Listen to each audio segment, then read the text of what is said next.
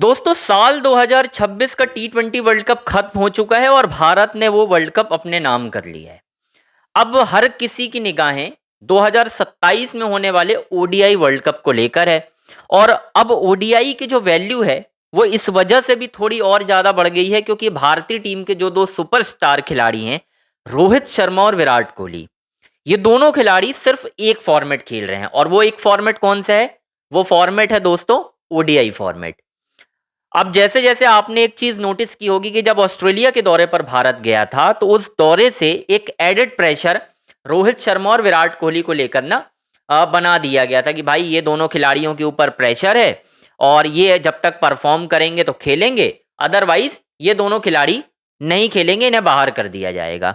अच्छा, उस दौरे पर हुआ ये कि गौतम गंभीर के द्वारा पूरी प्लानिंग कर ली गई थी कि दोनों खिलाड़ियों को हमें इस दौरे के बाद ओडीआई से भी रिटायरमेंट दिलवा देना है। लेकिन गौतम गंभीर की ये जो प्लानिंग थी वो उस वक्त फेल हो गई जब दूसरे वनडे में एडिलेड में रोहित शर्मा ने संघर्ष करते हुए 70 ऑट की पारी खेली। बेशक वो एक तरफ खुश थे गौतम गंभीर की विराट के दोनों पारियों में जीरो थे, पर्थ में भी जीरो था। उसके बाद एडिलेड जो उनका गढ़ कहा जाता है कि भाई विराट वहां पर बहुत रन बनाते हैं, जो कि फैक्ट है, वहां पर भी विराट जीरो पर आउट हो गए थे। लेकिन गौतम गंभीर ये नहीं समझ पा रहे थे, उन्हें ये लगा था कि सिडनी जो है विराट कोहली का आखिरी मैच होगा। रोहित शर्मा ने तो रन बना लिए थे, हालांकि प्रेशर ये भी था रोहित के ऊपर कि सिडनी में भी अच्छी पारी चाहिए।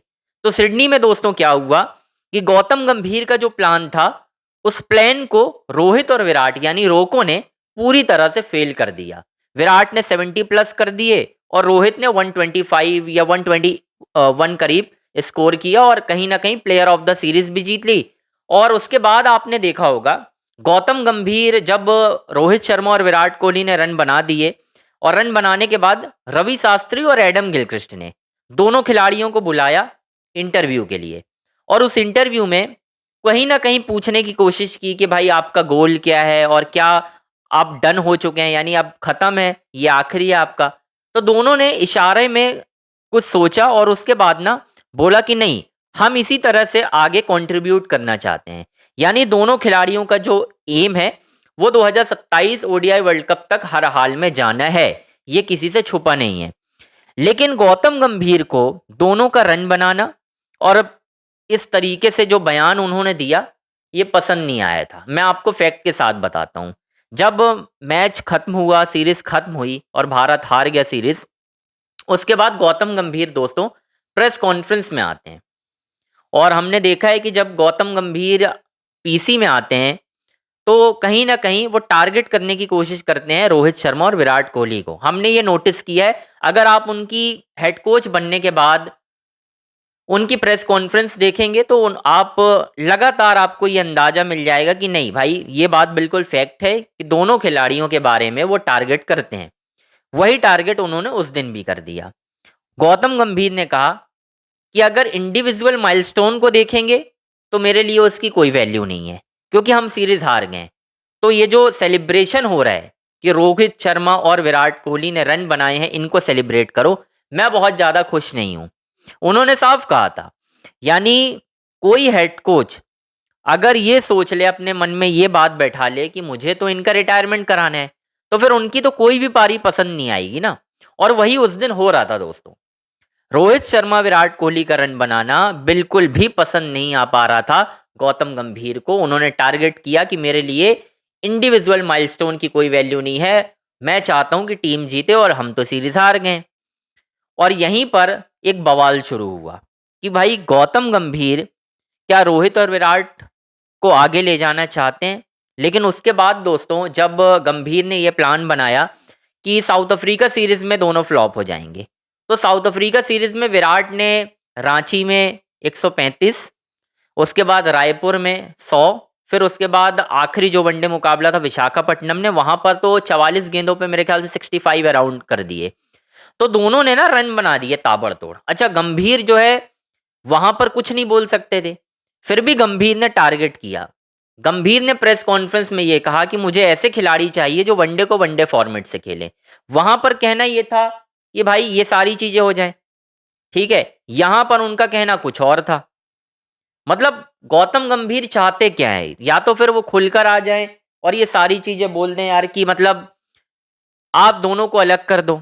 लेकिन उस वक्त क्या था, टेस्ट सीरीज हार कर आए थे, तो ये हो रहा था कि प्रेशर नहीं बन पा रहा था। अब कहानी दोस्तों ये हो रही है कि गौतम गंभीर के पास कहीं ना कहीं एक पावर आ गई है, क्योंकि जब से टी20 वर्ल्ड कप उन्होंने जिताया है, अब चाहे जो मर्जी आप कह लो कि उसमें योगदान नहीं है, लेकिन हेड कोच के तौर पर नाम तो उनका लिखा जाएगा ना। आप ये नहीं कह सकते कि इनका कोई योगदान नहीं है या ऐसा नहीं है। आप तो यही मानकर चलोगे कि यार हेड कोच में गौतम गंभीर के नाम पर 2 आईसीसी ट्रॉफी हैं। ये तो आपको स्वीकारना होगा। अब देखना ये है कि सिलेक्टर कितना साथ देते हैं। जब गौतम गंभीर ये बात रखेंगे खुलकर कि भाई मैं मूव ऑन करना चाहता हूं, या हम सोच रहे हैं कि यंगस्टर प्लेयर डाल दें रोहित और विराट के नाम पर, जैसे यशस्वी जायसवाल ओपन कर लेंगे, नंबर 3 पे हम तिलक वर्मा को ट्राई आउट कर सकते हैं, या किसी और भी बल्लेबाज को हम ट्राई आउट कर सकते हैं, जैसे ऋतुराज गायकवाड़ ने 100 किया था, आपने देखा था रायपुर में ऋतुराज का भी 100 था। तो ये सारी चीजें हो सकती हैं। बट सवाल ये है कि सिलेक्टर अजीत अगरकर जो हैं उनका भी कंफर्म नहीं है कि वो एक तरीके से सिलेक्टर रहेंगे।